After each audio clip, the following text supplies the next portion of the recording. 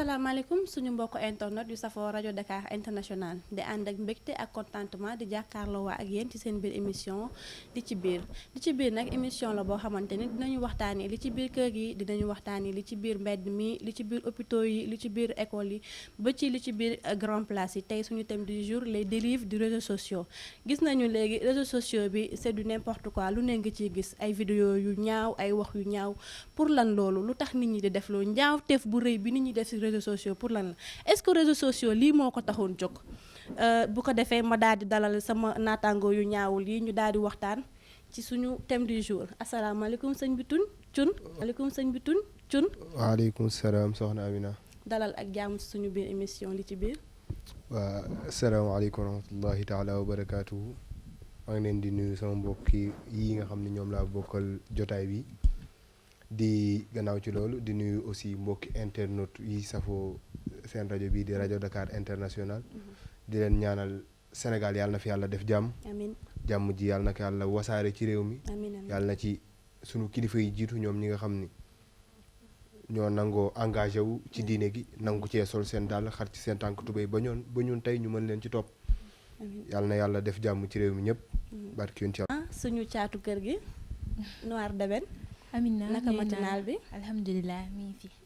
ñaa ngi ci jàmm. maa ngi sant yàlla bu baax a ñu baax daal di jàll. asalaamaaleykum suñu mbokk internet yi bon maa ngi nuyu tamit samay frère di la nuyu Amina di nuyu suñu équipe technique bi di nuyu ñi seetaan à travers la radio Dakar International di am contentement ci teewaay bi. Aïdji Idrissa Mané le grand Aïdji gis naa sa chemise bu baax ñu ne déet waaye nga def sa ay chaussures yu am classe. waaw gis nga def différence un peu ndax tey ñëpp wolof lañ duggee yow nga ñëw def sa italienne bu baax. waaw gis nga de ñuy def vendredi la maa ngi ni toog ci diggante ñi sol yëre olof may mel ni païen nii. na nga def naka matinal bi. mu ngi nii rek Amina sant yàlla bu baax. pare nga tey pour sujet bi. bu baax sax. du yomb de. tey dama taxaw. dama liggéey. Mame Cheikh Anta salaamaaleykum. maaleykum salaam Amina di la nuyuwaat encore une fois di nuyu sama mbokku naataangoo yi ku ci mel ni Thioune Amina et Idi di nuyu waa RDI yëpp vraiment di leen wax mention vraiment ci diplôme bi nga xam ne jot nañ ko tey.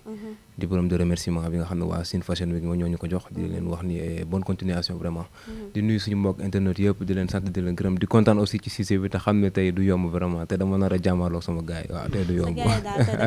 non du yomb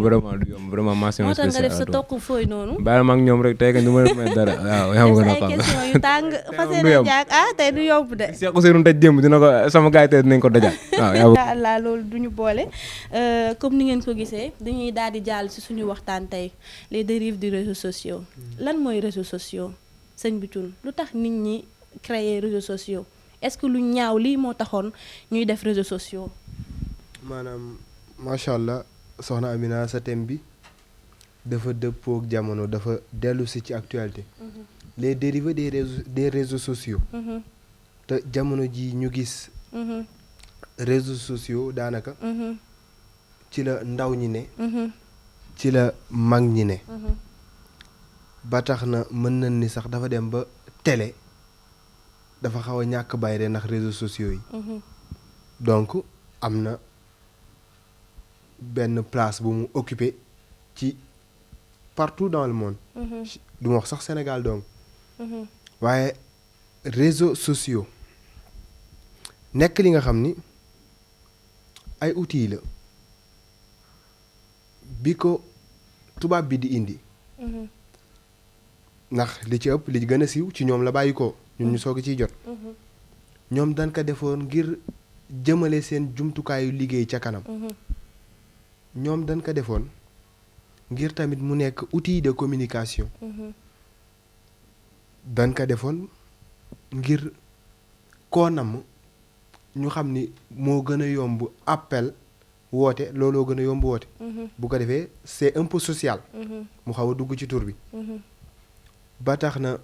ak def recherche aussi. waaw xam nga. day ñoŋal jàng tamit. muy ba ma lay wax naan la ci wàllum liggéey. ndax léegi boo xoolee réew mi élèves yi si ëpp bu nu amee examen boobu di baccalauréat. nga xam ni virtuel lañ leen di yóbbu. kon c'est grâce aux réseaux sociaux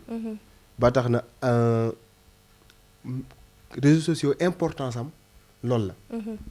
jàngale ñun rek waa daara ji am na ay dars yu bare yi nga xam ni ci WhatsApp lañ koy jëlee dañuy organiser benn groupe bi nga xam ni groupe waaw xam-xam lay ne jàng ak jàngale am ñuy jàng am ñuy jàngale nga gis dem ba groupe yi nga xam ni famille yee koy organiser sax day am jàng ak jàngale kon réseaux sociaux daal pour man ak effet bi ka tax di ka tax a jóg lu positif la Aïdy Withioune lu mu wax nee na réseaux sociaux pour jàngale ak def ay recherche yow mii di jeune lan moo tax yow ngay dem ci réseaux sociaux yi dégg naa sëñ bi Thione li mu wax bu baax ci wàllum réseaux sociaux mais man boo gisee may dem ci réseaux sociaux c'est parce que voilà envie d'évolution la parce que tey jii nii réseaux sociaux da lay permettre loo xamante ni dans la vie de tous les jours doo ko am man ñii naan nu mu les réseaux sociaux c'est quelque chose loo xamante ni voilà ça doit être dafa war a jublu juste ci lu baax mais non moi je trouve que ni lépp a ngi ci ça reflète la vie en fait c'est une télé-réalité mais bi ci wàllum réseaux sociaux yi la ça reflète la vie donc les soucis les problèmes daf ci war a am fay yi ci nekk yëpp dama je trouve que c'est quelque chose de bien ci wàllum réseaux sociaux parce que ça nous apprend plein de choses voilà joxal ma micro bi Fatima waaw Amina na nga gisee réseaux sociaux bi yow mi di jeune boo demee ci réseaux sociaux bi en général yow lan nga fay seet juste pour xool lu baax wala lu bon wala def snap wala wane sa liggéey lan moo tax yow ngay dugg ci réseaux sociaux bi wala def ay recherche aussi si man personnellement bu may dugg ci réseaux sociaux yi soit c'est pour discuter avec des amis yoo xamante ne mënuma leen gis chaque jour ñoo xamante ne peut-être nekkuñu ci biir réew mi à part loolu faire des recherches sur Google d'habitude man loolu laay def ci réseaux sociaux yi wala seetaan ay clip feexal sama xol déglu son des fois nga def sa benn modèle bu baax daal di koy publier des fois aussi ma am soxla genre ma toog bëgg benn liggéey daal di xool parce que des fois da ngay gis ay offres d'emploi sur les réseaux sociaux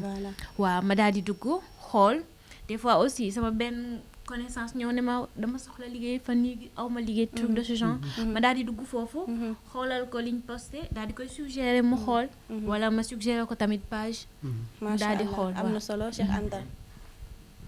waaw Amina c'est même question rek laa lay waaw même question là on peut dire kii la à tout de rôle la donc comme ni ko Thioune waxee ñoom Fatima aussi waxee ko ak kii réseaux sociaux outil de travail la pas outil de destruction ni ko sénégalais africains yi jëlee réseaux sociaux c'est autre chose Facebook boo koy woowee ñu ngi koy grand place mondial grand place mondial weesuwul ngay wax ak kii mu nekk Europe ngay wax ak kii mu nekk Sénégal ngay wax ak kii mu nekk feneen grand place mondial la léegi dañoo am beneen phénomène bu dugg ci réseaux sociaux bi maanaam waxante xasante defante yoo xam ne yow xam nga ne lii taxu koo jóg genre aadi yi mel ni jeune réseaux sociaux la ñuy doxaanante yàqu na kon ñenn ci la ñuy jëlee sa photo nga nuyu ñu def ko ci sànni ko ci wili pand la dinañu ñëw ci waaw donc maanaam réseaux sociaux outil de destruction la ko Sénégalais def au lieu outil de travail y compris les Africains donc loolu la ko vraiment waaw comme ni ñu déggee sama naataango boobu nee na di nga gis koo xamante ne day jël vidéo bu ñaaw boo xamante ne dafa kéemtaane mu exposer viewam ci biir réseaux sociaux yi bu ko defee ku nekk am ci droit yow mi jeune lan nga gisee loolu noonu Amina balaa may egg tontu sa question dama dégg naa ko sànq mu naan réseaux sociaux yi léegi man jeunes yi mel ni man ci la ñuy doxaanante mais réseaux sociaux tey li mu takk ci sëy ci àddina bi kenn xamul fu mu toll. moo tax tas bi dafa gaaw. non mais du tasu fi li mu fi tas yëpp daa fekk ni dañ cee kiiwul bu baax ndax sëy au moins ñi sëy nañ am na ñoo xam dañuy dund ba dee duñu sëy donc même bu fekkente ni am na lu mu tas mais am na lu mu takk. tey jii nii da ngay gis. oui non mais loolu am na mais te da ngay gis benn nit nekk fii Dakar am jëkkër émigré ñu xamante par les réseaux sociaux donc dañu war a bàyyi tout le temps di naan non c'est négatif au contraire c'est très très positif et ça fait partie de l'évolution du monde tey fi àdduna bi toll on peut pas vivre sans les réseaux sociaux c'est lu mu bien sûr moi je peux pas rester même 2 secondes sans mon téléphone portable parce que j'ai évolué avec ça te tey jii nii pour tontu sa question nga naan ñaawteef yi ñu ciy wane et tout mais daf ci bokk daa bokk ci affaire daf ci bokk. nga jël sa cër exposé ko ci mbedd mi. moi je blâme pas les gens qui le font parce que ñoom exposé wuñu ko dañ ko wan dafa am kuñ ko sekkal. bu fekkente ne nag ki nga ko sekkal kooku amatul sutura parce que tey sutura bi moo dañ fii ni suñu dëkk bi yow nooy ma ne da nga ko sekk ak nit ki moo tax mu wan la ko bu ko sekkul woon ak yow du la ko wan. donc pourquoi ñuy jël loolu noonu naan non il devait pas le faire si daf ko sekk ak moom. c'est comme jigéen bi nekk fii jëkkëram nekk Europe. jëkkëram ne ko envoie-moi des nudes. daf ci bokk day neexal couple. day c'est nu tëddati. day def purement ci sa biir voilà teaser lay doon da lay préparer par rapport à grande rencontre donc man je blâme pas le fait que ni on fait des nudes des sextapes. franchement Fatima jeune nga gis naa yow sànq ay bu muy wax nga yëngal sa bopp dangaa d'accord ci li muy wax. d'un côté non bi mu nee réseaux sociaux yi takk na sëy yu bëri. là je suis d'accord bëri na sëy yu bëri yoo xamante ne couple yooyu noonu si réseaux sociaux yi lañ xamante. waaw d'un côté je suis d'accord avec moi. mais am na foo xamante ne aussi d'accord ma si. waaw peut-être vidéo yi nga xamante ne moom ngay envoyer ki nga ko seqal mën na renforcer la comment dire la communication du couple mais man ragal naa ko de. ku ci mel dañuy jël ku ci mel ni ñaaxarañ loo. def na benn vidéo di waxtaan ak benn xale bu jigéen. xale bu jigéen bi wane vidéo bi ñaaxarañ loo génnee ci sexam. awram di ci def noo xamante ni naka sa dul noonu la. xale bu jigéen bi nëbb kanam gi. génnee benn image boo xamante dafa tàllal làmmiñ mbëllee ko. léegi yow loolu ban purement ak ban intérêt la nit war a mën a am rek génne awram exposé ko nii c'est pourquoi lan moo tax loolu man loolu moo ma jaaxal ba tey. sama gis-gis ñoom ñaar dañ ko seq. waaw ñaaxarañ loo de même que la fille ku nekk desee d'accord parce que la fille bu nekkoon moom loolu intéressé wu ko bañ ko owee dana raccrocher appel bi. mais moom aussi t'as vu que discussion bu yàgg la avant ñuy enregistrer vidéo bi. voilà man je dirais que loolu c'est un. xalaatu il était un peu immature pour def loolu tamit. je pense pas c'est une question de choix. c'est une question de choix selon moi. waaw ñoom ñoo choisir loolu. bari nañ fa ay morom de c'est que ñoom dañ leen a weer rek wala ñu weer seen bopp mais bari nañ fa ay morom. et aussi boo xoolee ci vidéo ñaaxarañ loo bi sax xale bu jigéen bi elle avait montré ses seins daf ko nëbb rek mais boo xoolee ween yaa ngi doon feeñ. pour te dire que ni c'était des deux côtés. ñaaxarañ loo def na ko. xale bu jigéen bi wane na c'est juste que xale bu jigéen bi moo amul maturité bi parce que moi je trouve ça très très bête nga def vidéo ak nit ki mu lay wan dara am nga koy jël di ko vilipender et je vais dire à la jeune fille que dina yàgg lamb bu dee noonu la ko jaree nar a jàppee. yaa wax loolu jeune fille amagul sayu tun bëgg a bamba yooyu on dirait que mi ngi bëgg a bëri de parce que dégg nag laa ci am mais këf naa ñu ne genre y a des gens qui font l'amour au téléphone. oui voilà voilà ça se passe comme ça aussi incha allah cun bëgg a bamb nee nañu àdduna du añ du reer waaye lu mat a sóoraale la lii ñoom ñaaxarañ loo di def est-ce que yow gis nga yow mi nga xamante ne tey yaa fi teew comme modérateur tey yow yaa ñu gën a jàng alxuraan lan la alxuraan wax ci loolu jël say cër wilipande ko ci mbedd mi te tamit comme li ma la wax ci wolof léegi du añ du reer mais lu mat a sóoraale la te internet dafa nekk loo xamante ne day descend à l'avenir sa ay waxuma la sax sa sët sa doom sa ay sëtaati sët buñ ko recherché mun nañ ko gis te gis naa ne loolu ñaaw la te bàmmeel xóot na xat na metti na lu waaye di def war na ko sóoraale waaw dafa am benn lu may bàyyi loon nit ñi xel muy ñu xool ni yàlla du juum dafa programmer toutes ces choses ndax dafa am li nga xam ne nit ñi yenn saa yi dañu jàpp ni yàlla day sàkk chaque jour day sàkk déedéet sàkk na li muy sàkk pare day feeñal lan moo tax mu bindeenu de telle sorte suñu kanam à chaque instant di feeñ suñu yenn partie yi ñu koy nëbb question la waaw comme joxal maam Anta danaa ci ñëw comme dama leen di bàyyi loolu xel loolu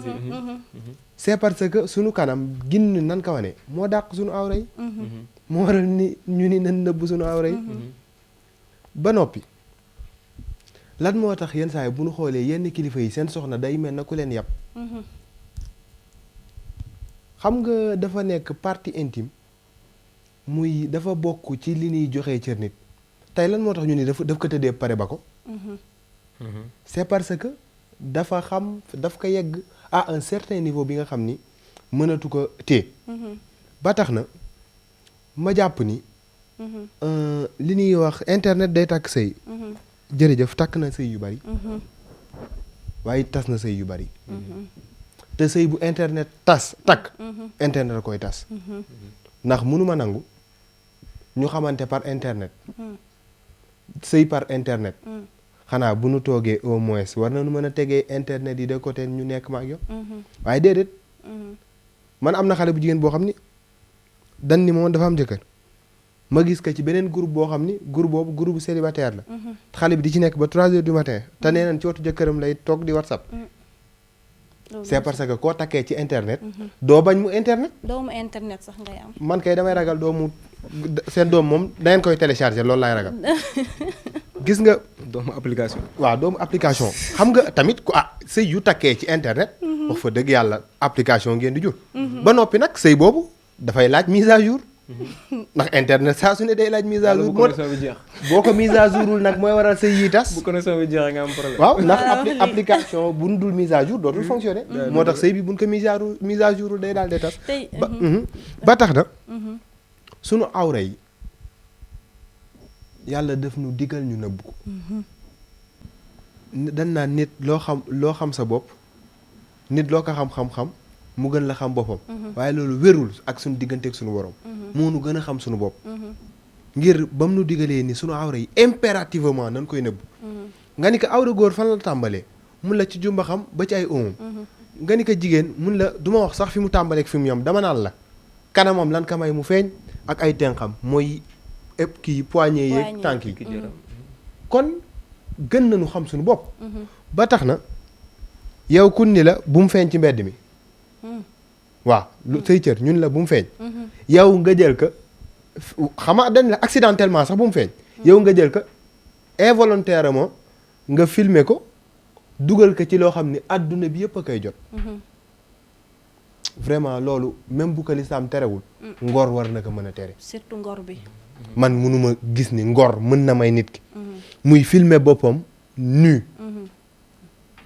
Seydina Ousmane dafa dem ba nee nañu yonent bi bu daan toog bu Ousmane ñëwee day defaraat toogaayam ñu ni ko waaye yonent yàlla Muhammad loo jublu ci lii saxaaba yi ku ne day ñëw ni nga toogee da nga koy noonu ngay toogee donte yonent bi mësta toog bu jekkul mu ni ku yàlla rus noo koy def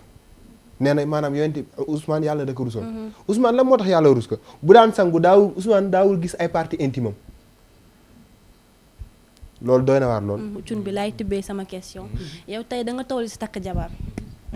est-ce que yow di nga nekk extérieur nga am fii gel au Sénégal nga ne ko vidéol ma say parties intimes waaw nga ne ko vidéol ma samay parties intimes nga envoyé est-ce que yow am nga sañ-sañu def loolu nga takk koo xamante ne découvrir nga léppam ci biir internet bonne question Amina mais permettez-moi un peu rek ma def benn rebondissement ci côté Boy Idy bi parce que genre boy dañoo am ay idées yoo xam ne c'est des idées nuisibles à la société imagine non mais attends tu m'écoutes d'abord il se dit que non c'est possible que nga non mais c'est diamétralement opposé de voir la personne physiquement et de voir la personne ailleurs sur Facebook ou bien des trucs Facebook c'est pas un lieu de rencontre côté amour disons la vérité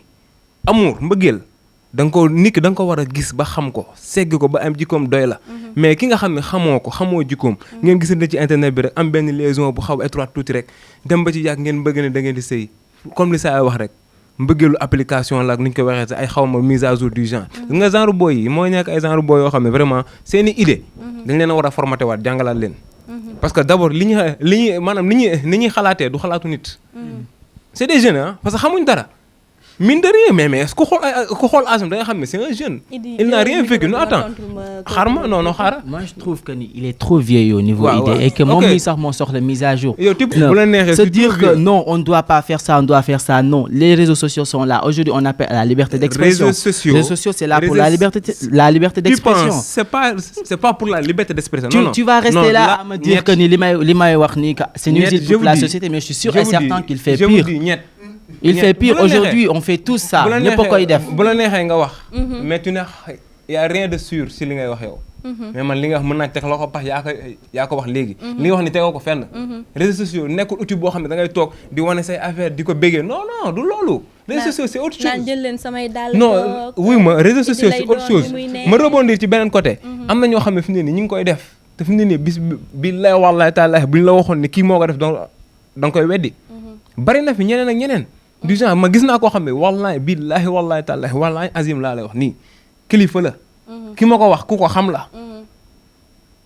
kilifa la ki ma ko wax ku ko xam la mën naa tudd tur mais du ma ko def je vais pas le faire parce que dañ ne ci internet bi du genre attends du genre bàyyi ma expliquer la mooy kilifa la bàyyi ma expliquer pour te dire c'est bête bàyyi ko xale yi koy def ma bëgg la wan ni mag ñi koy def mais mag bu ñàkk ful la bu amul yar bu xamul dara ci àdduna comme li ko saa waxee sànq mag bu ñu yarut est-ce que foogoo tamit erreur li ci parents yi la tamit attends moi xale bu mel nii mooy màgg doon mag bu ñu yarul tu crois non tu crois parce que non parce que li nga commencé comme vie li ngay continuer jox ma sa yàlla moo la jox ma sa évolution la ak ndaw changement la loo gis évolution la et changement moom mag boobu mu wax ni da koo def daa fekk ni jamonoy mag bi boo seetlu yow boo màggee loolu nga def tollu woon fi mu tollu tey c'est parce que tollu ko def ko dépassé ko aayul tamit dara neew ci ñam naa ko neex na banaa ko amul fenn kay ak am nag kii mais évoluer réseaux sociaux lii nga gis tey mais dans 2 ans 3 ans dootul mel dans 2 ans 3 ans ça sera beaucoup plus pire parce que 5 ans ci ginnaaw amul woon bu amee cela veut dire que lan la évolution ngeen di wax 21e siècle gis nga lu bon bis boo ko ñëpp doon def adduna bi kenn di def bu baax du tax bu baax boobu den bu bon doon bu baax mënul ne c'est impossible dañ leen a war a yaraat wan leen yar maanaam genre cuun yi nga xam ne ñoom ñooy ñi nga xam ne moom yarkat yi la moitié yaratuñu dëgg bi ñu doon wootee ci àdduna ngir nit ñi di ko dimbalante dëgg ak muñ lootuñu jeunes yi jeunes yi erreur bi daal ci parents yi la yow nga foog parents yi la éducation yi ñoo des parents yi la éducateurs yi la instituteurs yi la mag ñi la man mi sa ci laa bokk la responsabilité est partagée c'est parce que jeunes da leen resté en rade booy yi kenn jàngalu leen xamu luñu xam dem école ñëw xool feuille yi li Demba ak Dupont wax à part ça li yàlla ak yonent bi wax Serigne Touba ak Alaaji Maalik xamuñu ko c'est parce que réseaux sociaux moom moo leen jël récupérer leen système réseaux sociaux la ñu doxee seen cerveau yi réseaux sociaux moo ci nekk comme système boo leen formaté woon application donc ngay am nuisible à la société duñ dara non faa ñu jàngal leen booy yi faa ñu jàngal leen gis nga li ma la wax ne anecdote la ki ma la wax ne anecdote la xam na billahi wallahi taala ñëpp xam nañ ko fii au Sénégal xam nga lu mu wax ko bin bi est-ce que ma génne la sama awra wan la ko kooku est-ce que kilifa la te mi ngi toog à la télé des fois di wax te billahi je pèse bien mes mots ki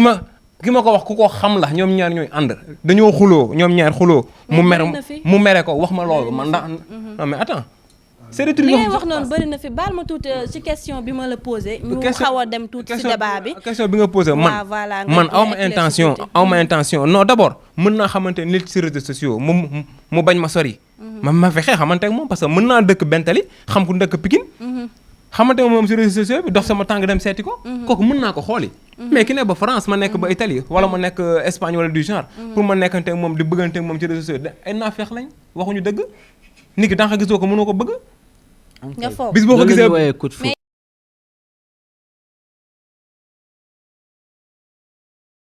neexul dama lay bañ si le coup de foudre ça existe yow li nga wax noonu dama siy ñëwaat loolu ànduma ci mën nga nekk France nit ki nekk Italie mais nga jël métro gis nañ ko fi ba tàyyi bu nekkee Sénégal nag bis boo ñëwee fekk mu mel noo melul loo bëggul mais photo direct mais ban photo direct yow looloo tax appel vidéo yi am gële fii make up boo leen gisee saa yi nga foog ne ñoo dàq ci àdduna boo leen gisee bañ bàyyil make up bi nag dégg ci wóor ko ci xale bu jigéen boo woo appel vidéo à cet instant doo ko fekk muy make est-ce que xam nga nu mel est-ce que xam nga taayam mi di nga ko xam est-ce que xam nga jikkoom di nga ko xam parce que mais waaw kay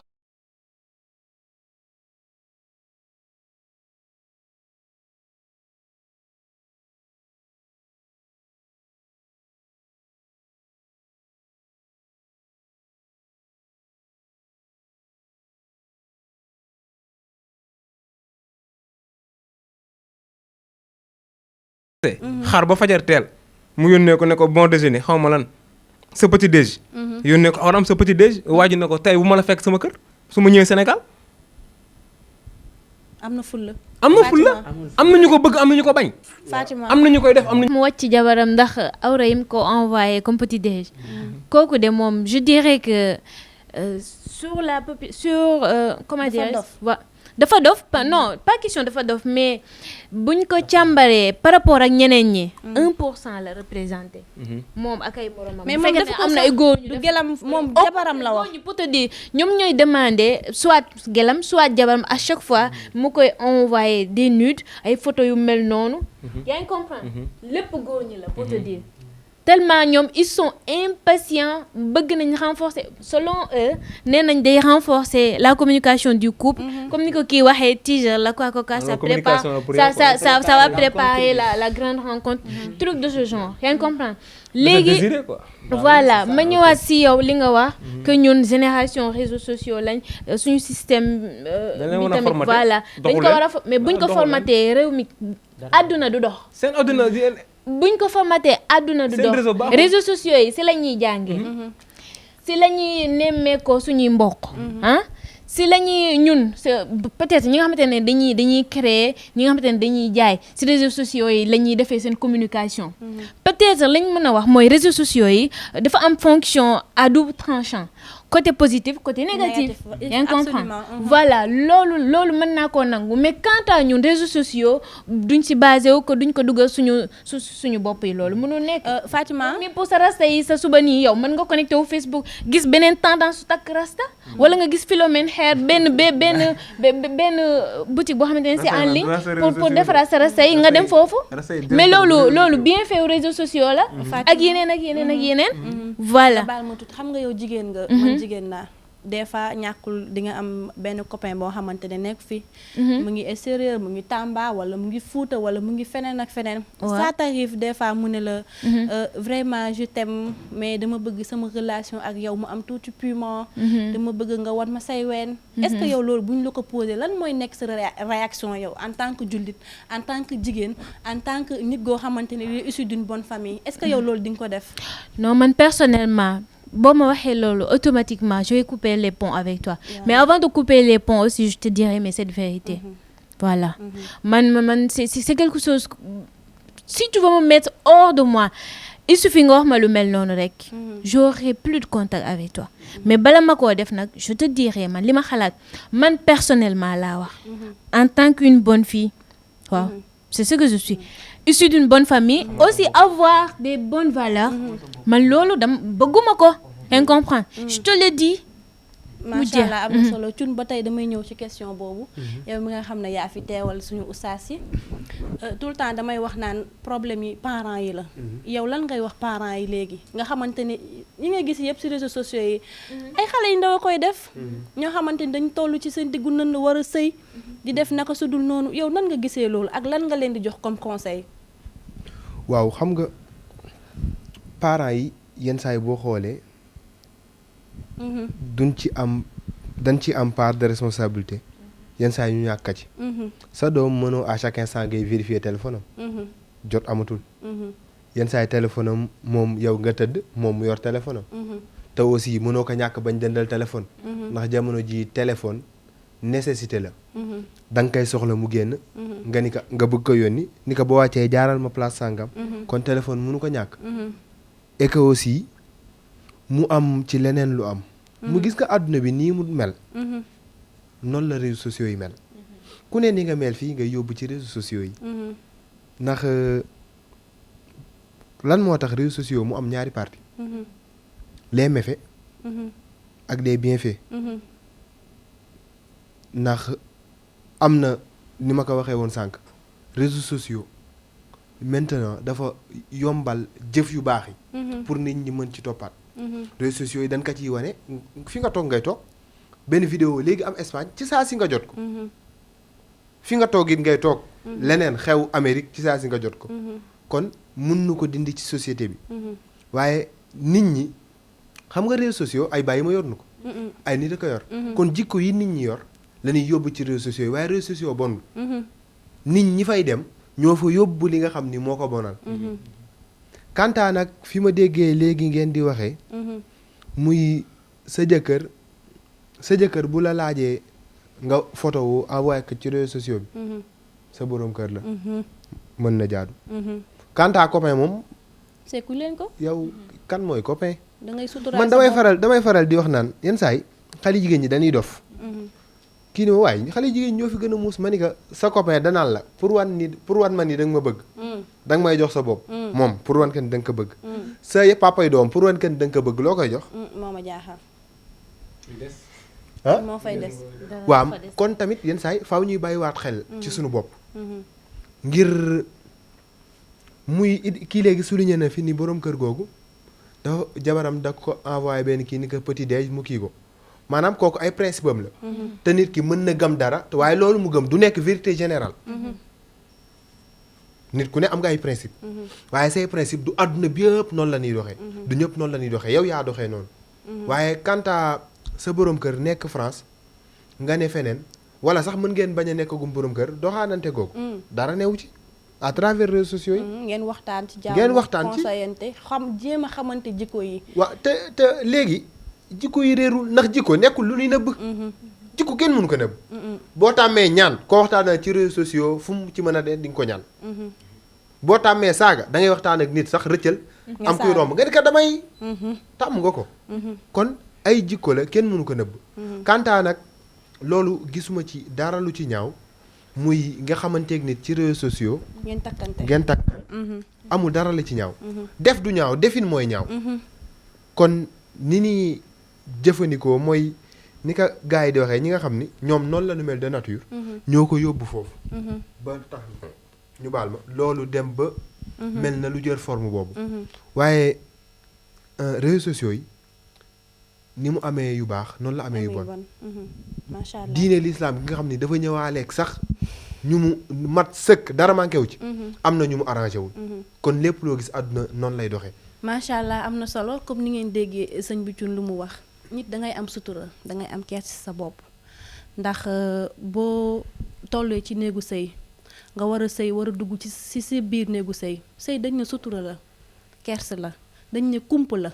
mais li nga war a denc sa kump boo ko exposé ki la war a takk lan la fay fekkite dafa neex nga nekk xale bu ndaw bés ñëw sa jëkkër takk la ci farat ak yàlla sunna Muhammad fekk la nga fees dell doon jeeg doon jànk piir loolu dara fayu ko ci àdduna ngir yàlla damay ñaaxaat sama mbokku jigéen ñi xoolaat leen seen bopp xoolaat leen seen comportement du jot a bàyyi xel la bu ko defee ma jox sama bro ID mu tàggoo ñu daal di dugg suñu deuxième partie ci suñu émission li ci biir Voilà Amina, mais balaa ma tàggoo j'aimerais bien préciser quelques points surtout ak Mame Cheikh bu ne réseaux sociaux yi dafa nekk loo xamante ni kenn waru ko am ci téléphone et que ñun jeunesse bu nuisible ok comme tu veux yëpp ci yoon bi la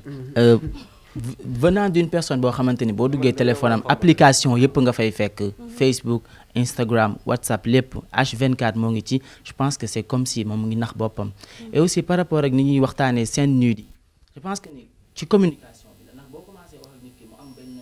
genre dialogue bu mu am ak yow yaa ko biir buntu bi ba mu mën laa laaj loolu noonu fii ku fi façon sa kanam am sa fulla ci waxtaan bi je pense pas que dinañ la ne seen nude et aujourd'hui réseaux sociaux yi importance bi mu am ñëpp xam nañ ko comme nous les influenceurs tey jii nii on travaille à travers ça dañ lay gis envoyé na la def doonal sama modèle photo ngay représenter ay marques donc nous les influenceurs xam nañ importance bi mu am et ñoo ngi ciy dund donc je trouve ça dommage que des gens se mettent aujourd'hui à dire que les réseaux sociaux c'est très nuisible au contraire ça a une très grande importance tey jii fi monde bi toll et que dañ ci war a gën a bàyyi xel aussi. ci côté positif bi mooy moom voilà bu ñu nee nuisible defe naa ci côté négatif moo taxoon mooy. mësul nuisible moi je trouve que y a voilà ay di.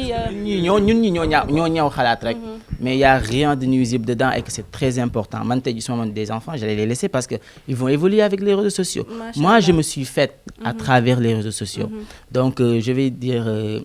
may nuyu suñu mbokk internet Radio Dakar International yi di leen wax ni ce fut un très grand plaisir pour moi ma toog fii partager ci wàllum réseaux sociaux yi et vous dire que n'écoutez pas les autres ñi naan réseaux sociaux yi c'est mauvais non au contraire c'est très bien on va évoluer avec et ça nous éduque parce que tey parents yi amatuñ jot donc nañu bàyyi réseaux sociaux yi ñu yar ñu donc voilà je vous dis à très bientôt. Merci beaucoup voilà maa ngi ñëwaat. Allez yaa ngi ñëwaat.